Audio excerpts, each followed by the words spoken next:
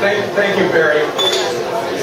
Another person we've got who is a Depot Town regular who knew my dad well is Steve Gross. Steve, can you step up, please? Can I get two of the frog items? Thank you, Greg and Betty. Greg, just to let you know, I'm sure I'm not in the minority here, but I know every time I tried to call that phone number on the bathroom wall, the message box was full. My name is Steve Gross, and when Betty and Greg asked me to speak, I'm thinking to myself, what could I possibly say that would do justice on Tom Dodd's 78th birthday party? Well, one thing I thought of was that Tom would absolutely have a damn good excuse for missing a party like this. And he does. Tom was a published author, a playwright, a journalist, a songwriter, a totally engaging speaker, an extraordinary teacher, and a natural entertainer. What a slacker. You know, if Tom lived in Depot Town in the early 1900s, he'd probably be the piano player for Ma Bush and her Girls of Negotiable Affection. Now, for those of you who may not know who Ma Bush and her girls were, it's exactly as it sounds. And from about 1900 to 1910, they ran their business right upstairs of this building.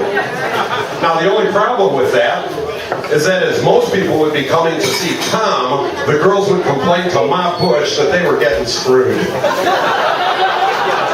Now, if you close your eyes, you can almost see the after-hours sign on Ma Bush's door. We're closed. Beat it. I'll wait.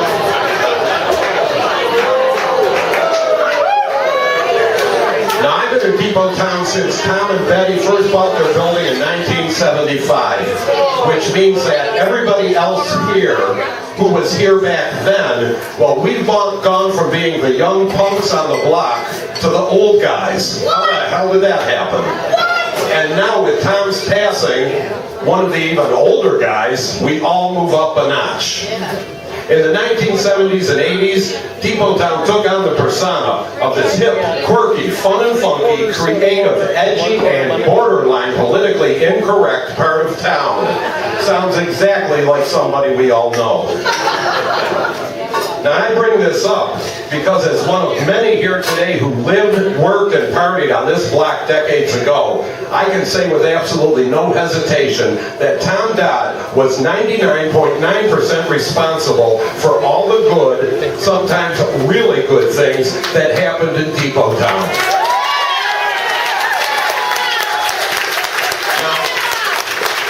Tom would also be the first to say that he certainly didn't do it alone.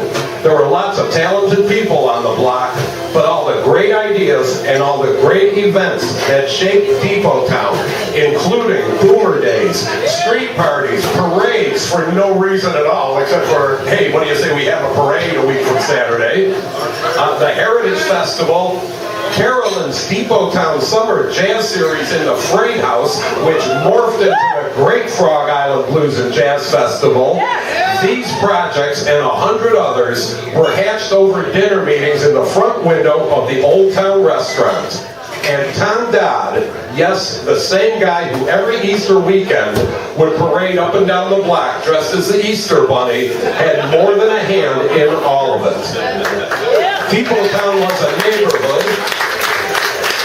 Depot Town was a neighborhood, a business district, and a playground for alleged adults. And Tom was both the instigator and the ringleader.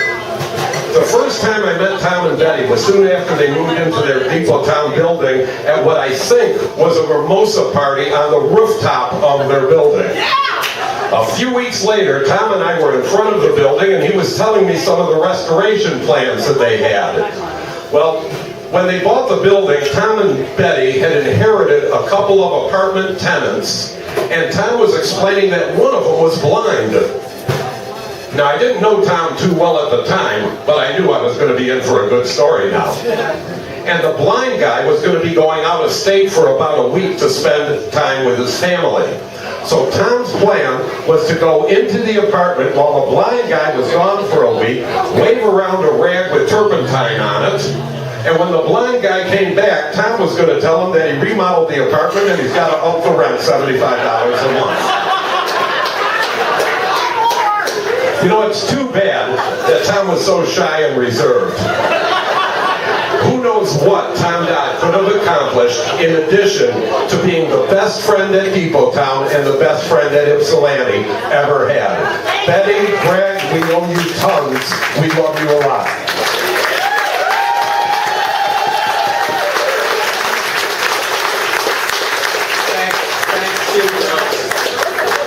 Folks, we have Al Russell here from the Ypsilanti Historical Society. Let's hear a few words from Al.